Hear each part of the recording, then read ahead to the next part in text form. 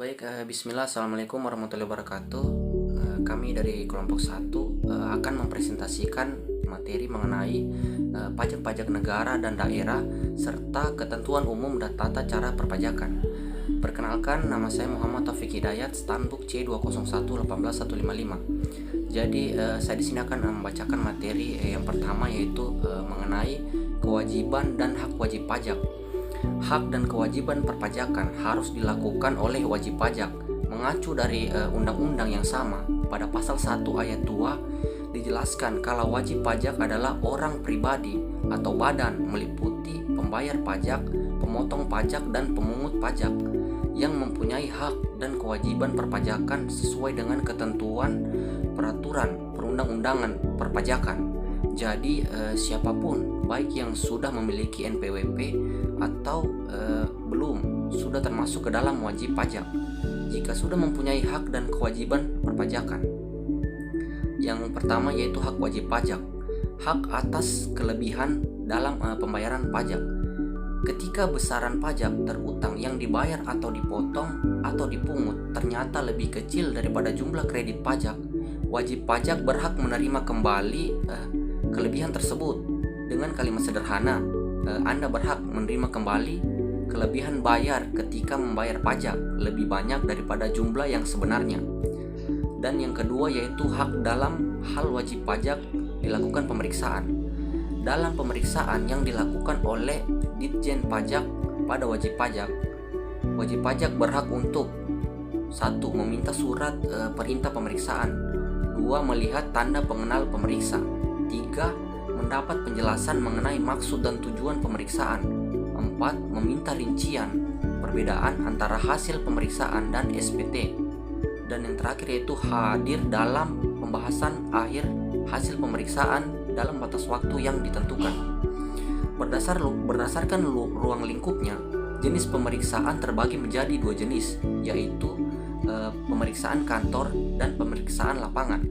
Pemeriksaan kantor dilakukan dalam jangka waktu paling lama 3 bulan dan paling lama yaitu 6 bulan, terhitung dari tanggal wajib pajak memenuhi surat panggilan untuk melakukan pemeriksaan kantor sampai dengan tanggal laporan hasil pemeriksaan. Assalamualaikum warahmatullahi wabarakatuh. Perkenalkan, nama saya Devayana, NIM C201-18377. Saya di sini akan melanjutkan materi teman saya tadi. Yang ketiga, hak untuk mengajukan keberatan, banding, dan peninjauan kembali. Setelah dilakukannya pemeriksaan, umumnya akan terbit suatu surat ketetapan pajak yang menunjukkan kalau wajib pajak kurang bayar, lebih bayar, atau nihil perpajakannya. Jika wajib pajak tidak sependapat dengan surat tersebut, dapat mengajukan keberatan. Lalu bila belum puas dengan keputusan keberatan, selanjutnya wajib pajak dapat mengajukan banding. Yang keempat, hak-hak wajib pajak lainnya. Yang pertama, hak kerahasiaan.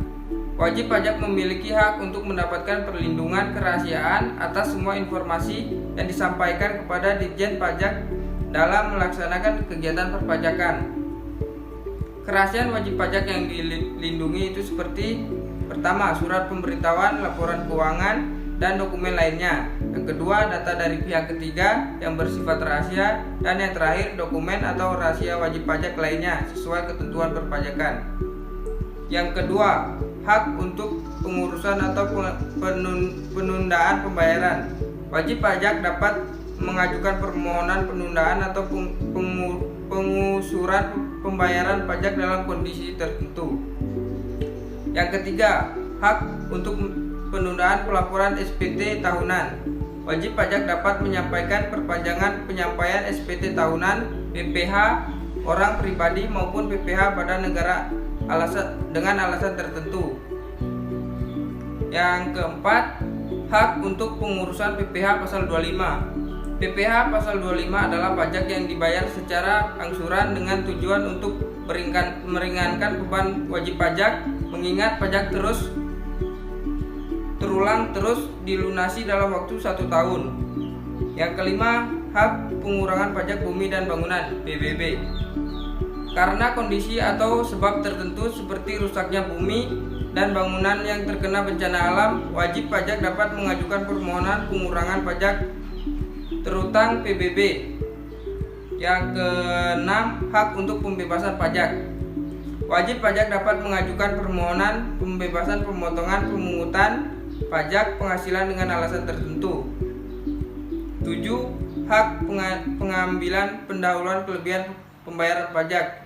Wajib pajak termasuk ke dalam wajib pajak patuh dapat diberikan pengembalian pendahuluan kelebihan pembayaran pajak dalam jangka waktu paling lambat 1 bulan untuk PPN dan 3 bulan untuk PPH terhitung sejak tanggal permohon.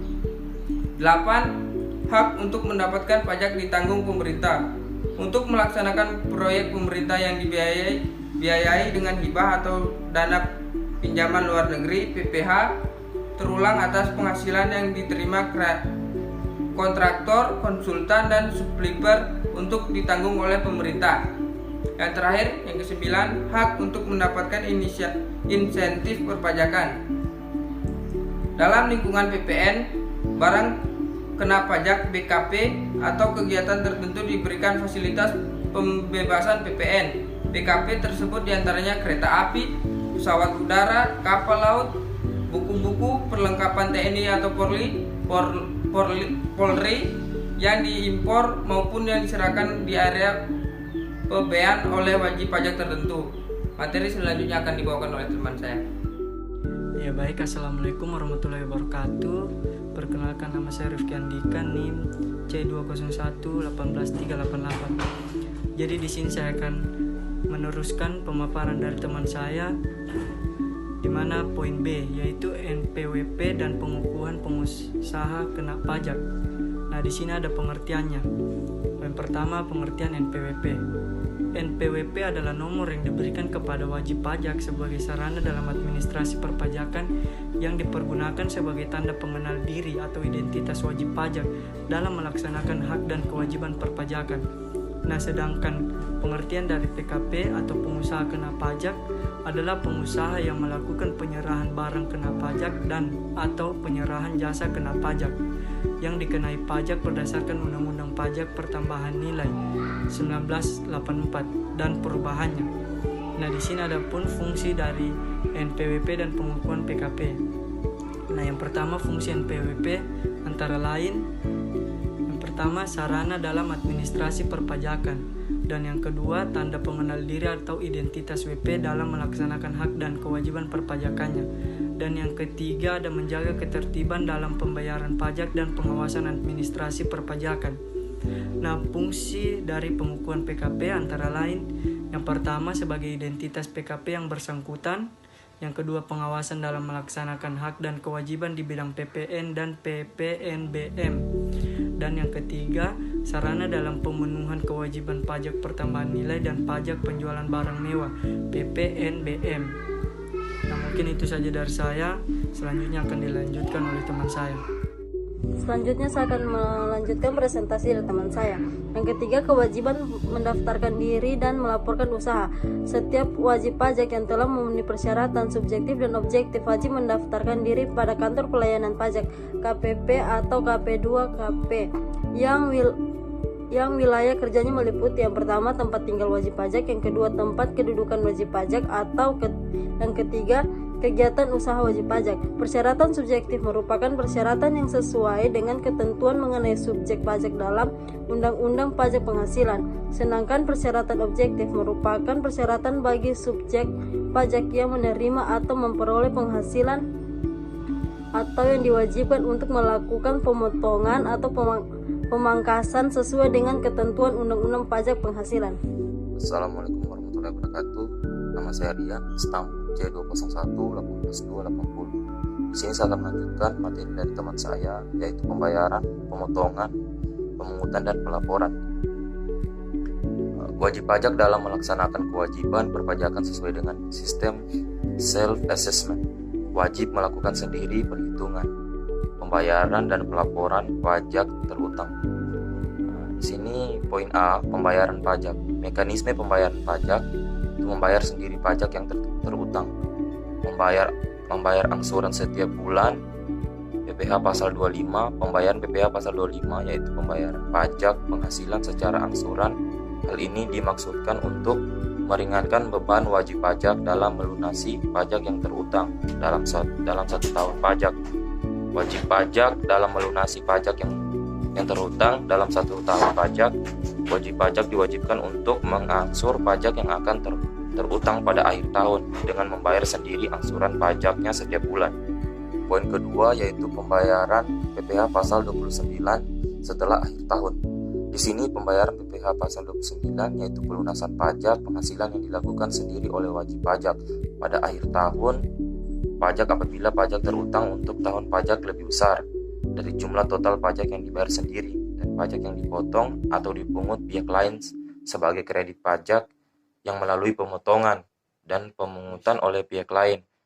PPh pasal 4 ayat 2, PPh pasal 15, PPh pasal 21, 22 dan 23 serta PPh pasal 26. Pihak lain di sini berupa yaitu pemberi penghasilan, pemberi kerja atau pihak lain yang ditunjuk atau ditetapkan oleh pemerintah tersebut. Baiklah, lanjut ke poin selanjutnya yaitu pemungutan PPN oleh pihak penjual atau pihak yang ditunjuk oleh pemerintah. Dan poin selanjutnya pembayaran pajak-pajak lainnya. Di sini pembayaran pajak-pajak lainnya memiliki 3 poin. Poinnya yaitu pembayaran PBB, yaitu pelunasan berdasarkan surat pemberitahuan pajak terutang atau biasa disebut SPPT. Untuk daerah Jakarta, pembayaran PBB sudah dapat dilakukan dengan menggunakan ATM, tetapi di bank-bank yang tertentu. Dan poin kedua yaitu pembayaran BPHTB, yaitu pelunasan pajak atas perolehan hak atas tanah dan bangunan. Poin berikutnya yaitu pembayaran bea materai, yaitu pelunasan pajak atas dokumen yang dapat dilakukan dengan cara menggunakan benda materai berupa materai tempel atau kertas bermaterai atau dengan cara lain seperti menggunakan mesin teraan. Yang kedua yaitu pelaksanaan pembayaran pajak.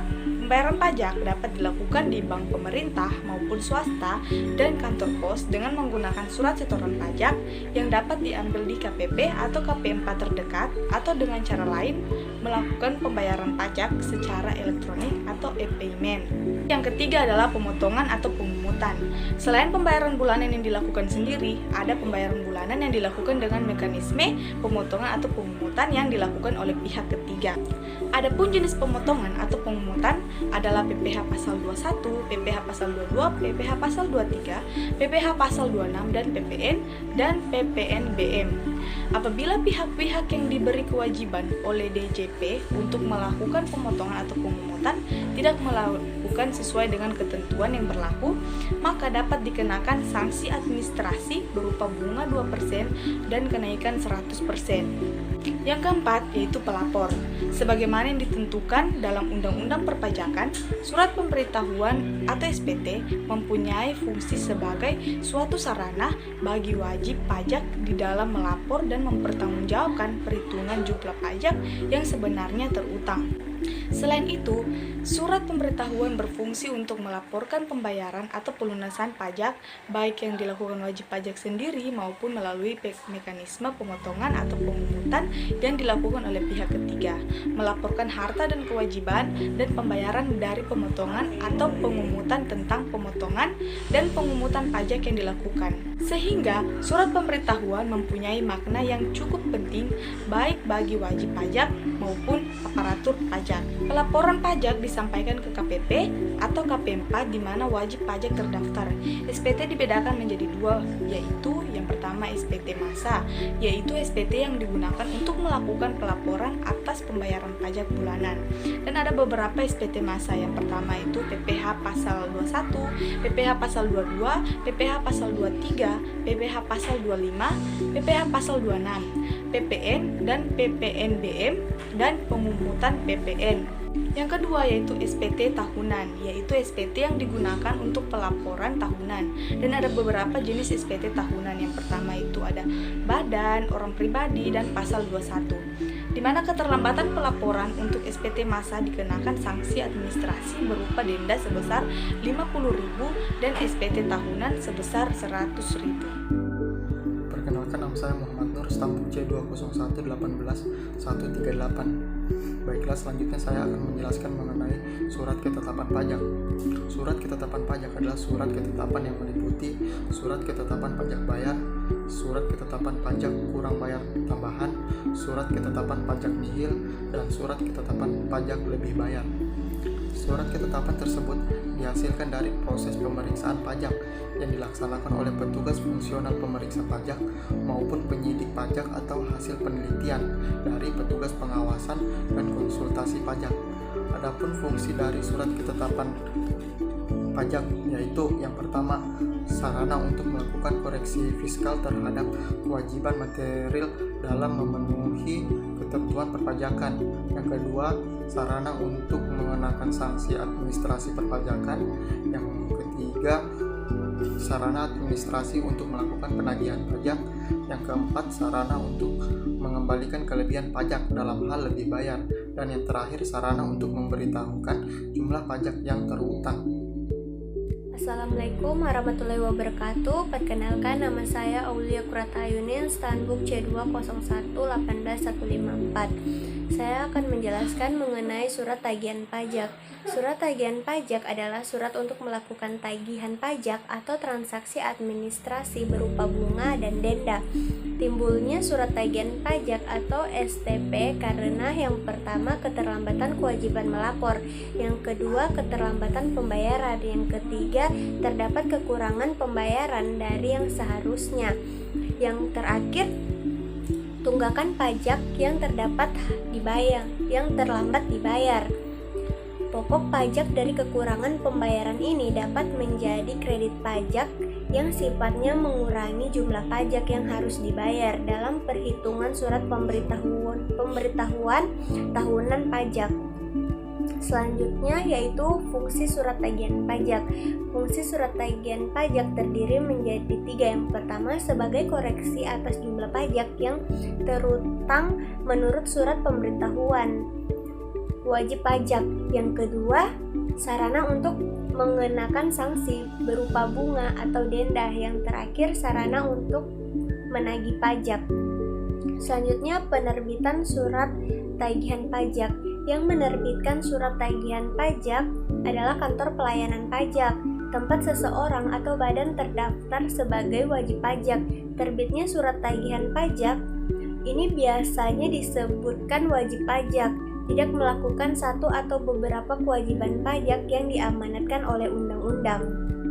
Perkenalkan, nama saya Andi Raja Handayani, Standbook C201-18385. Baiklah, di sini saya akan menjelaskan tentang sanksi pajak. Sanksi pajak merupakan jaminan bahwa ketentuan peraturan perundang-undangan, perpajakan, atau norma perpajakan akan dituruti, ditaati, dipatuhi. Dengan kata lain, sanksi perpajakan merupakan alat pencegah agar wajib pajak tidak melanggar norma perpajakan. Jenis-jenis sanksi perpajakan. Sanksi pajak terdiri dari 2 jenis, yaitu sanksi administrasi, yang kedua sanksi pidana. Menurut Ilyas dan Buton, terdapat 4 hal yang diharapkan atau dituntut dari para wajib pajak, yaitu dituntut kepatuhan wajib pajak dalam membayar pajak yang dilaksanakan dengan kesadaran penuh. Yang kedua, dituntut tanggung jawab wajib pajak dalam menyampaikan atau memasukkan surat pemberitahuan tepat waktu. Yang ketiga, dituntut kejujuran wajib pajak dalam mengisi surat pemberitahuan sesuai dengan keadaan sebenarnya. Yang keempat, memberikan sanksi yang lebih berat kepada wajib pajak yang tidak taat kepada ketentuan yang berlaku. Sekian dari presentasi kami, lebih dan kurangnya kami mohon maaf. Wassalamualaikum warahmatullahi wabarakatuh.